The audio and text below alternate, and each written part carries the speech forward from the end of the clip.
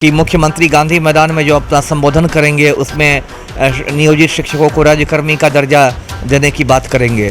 उसके बाद वो गुजर गया, उसमें कुछ हुआ नहीं। शिक्षक दिवस पर मुख्यमंत्री नियोजित शिक्षकों को तोहफा देंगे, राज्यकर्मी का दर्जा देंगे। तो आप बात कर रहे हैं कि सामान्यतः कैबिनेट की बैठक मंगलवार को होती है, तो इस बार वो सोमवार को हो रही है। तो फिर मतलब अटकलों का बाजार गर्म हो गया है और लोग कह रहे हैं कि नियोजित शिक्षकों को राज्यकर्मी का दर्जा दिया जाएगा। अब देखिए, जब तक मिल नहीं जाता तब तक क्या कहा जा सकता है। बिहार के नियोजित शिक्षकों को अब बिहार के मुख्यमंत्री जो हैं वो नया तोहफा देने जा रहे हैं। बता दें कि मंगलवार को जो कैबिनेट की बैठक होने वाली थी उसको अब सोमवार को बुला लिया गया है। लगातार जो है अब नीतीश कुमार जो है तमाम जनता को खुश करने में लगे हैं। कैबिनेट की बैठक बुला के अब कहीं ना कहीं जो फैसला है वो शिक्षकों के हित में आने वाला है। राज्यकर्मी का दर्जा मिलने जा रहा है। ये जो है कैबिनेट की बैठक में कहीं ना कहीं इसका निर्णय हो जाएगा। हमारे साथ पूर्व IPS अमिताभ दास जी हैं। क्या लगता है सर, इस बार बिहार सरकार जो है एक बड़ा फैसला लेने जा रही है। तमाम नियोजित शिक्षकों को राज्यकर्मी का दर्जा दे दिया जाएगा, वेतन भी उनके हिसाब से मिलेगा। अब देखिए, यदि ऐसा होता है तो मैं तो उसका स्वागत करूंगा, लेकिन अभी तो कयास ही लगाए जा रहे हैं, अटकलबाजी ही हो रही है। इसके पहले मुझे याद है कि अभी जो 15 अगस्त गुजरा था, स्वाधीनता दिवस, तो उस दिन भी सोशल मीडिया पर उसके पहले बहुत सारी इस तरह की खबरें आने लगी थी कि मुख्यमंत्री गांधी मैदान में जो अपना संबोधन करेंगे उसमें नियोजित शिक्षकों को राज्यकर्मी का दर्जा देने की बात करेंगे। उसके बाद वो गुजर गया, उसमें कुछ हुआ नहीं।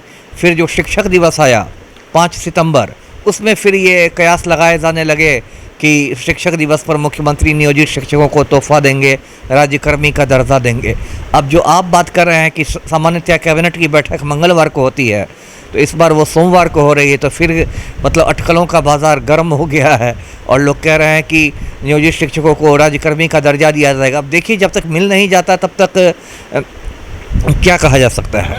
सर, वो नहीं देंगे तो 4.5 लाख शिक्षक हैं और कहीं ना कहीं महागठबंधन को 10 से 12 लाख वोटों का इफेक्ट पड़ने वाला है। जी बिल्कुल, आपकी सही बात है। कहीं ना कहीं तो दबाव है ही। मेनली तो जनतंत्र क्या है, जनतंत्र तो भारत के संदर्भ में कहा जाए तो वोट बैंक की राजनीति है। वोट बैंक को ही अभी विशेष सत्र बुला के मोदी जी ने एकदम फटाफट महिला आरक्षण बिल पास करवाया। क्यों? क्योंकि 6 महीने बाद लोकसभा चुनाव होने वाले हैं और मोदी जी पर दबाव है कि कुछ वो करे। तो उनको लगा कि महिलाओं का वोट बैंक एक बड़ा वोट बैंक है, तो जल्दी जल्दी नारी शक्ति वंदन करने लगे। तो ये बात तो है। और आपने सही कहा, लगभग 3-4 लाख नियोजित शिक्षक हैं। फिर कोई शिक्षक अकेला तो नहीं होता, उसके साथ पूरा एक परिवार होता है। तो 10-12 लाख वोट तो मतलब आराम से उनके हैं। और नियोजित शिक्षकों की एक मांग है और उनका जो शिक्षक संघ है वो भी बड़ा, आप देखते होंगे, बहुत मतलब सक्रिय संघ है। और काफ़ी उसने बीच में विधानमंडल के घेराव की भी कोशिश की थी, जबकि उसके पहले एक अपर मुख्य सचिव का पत्र आया था कि आप लोग कोई प्रदर्शन करेंगे, धरना करेंगे तो आप पर कार्रवाई होगी। इसके बावजूद हज़ारों शिक्षक जुट गए थे पटना में, मतलब शिक्षक शिक्षिकाएँ सभी जुटे थे। और उनकी मांग कहीं ना कहीं जायज़ है, क्योंकि अभी जो शिक्षक भर्ती वाली परीक्षा BPSC ने दी है 24, 25, 26 अगस्त को, तो पहले सरकार ने कहा कि नियोजित शिक्षकों को राज्यकर्मी बनने के लिए वो परीक्षा पास करनी पड़ेगी, जो मेरी समझ में एक मतलब गलत शर्त है।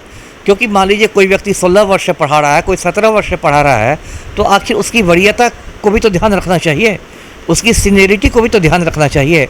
अब कोई व्यक्ति 17 वर्ष से पढ़ा रहा है और कोई व्यक्ति आज वो पास करता है और फिर आप दोनों को एक साथ दोनों को राज्यकर्मी बनाते हैं एक ही तारीख को, तब तो उसकी सीनियरिटी का कोई महत्व नहीं रह जाएगा। तो वो बात तो सही है।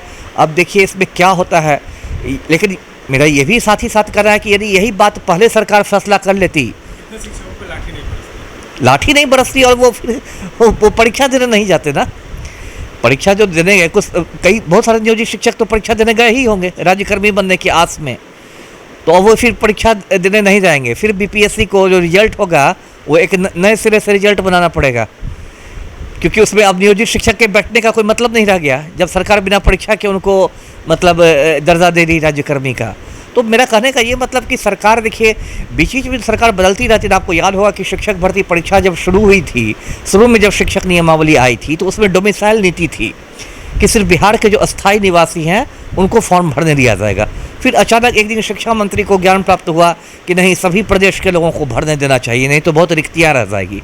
तो फिर बदल दिया गया, वो डोमिसाइल नीति हटा दी गई। मेरा ये कहना है कि बार बार जो आप बदलते हैं, इससे दिखाता है कि आप एक कन्फ्यूज़न की स्थिति में है।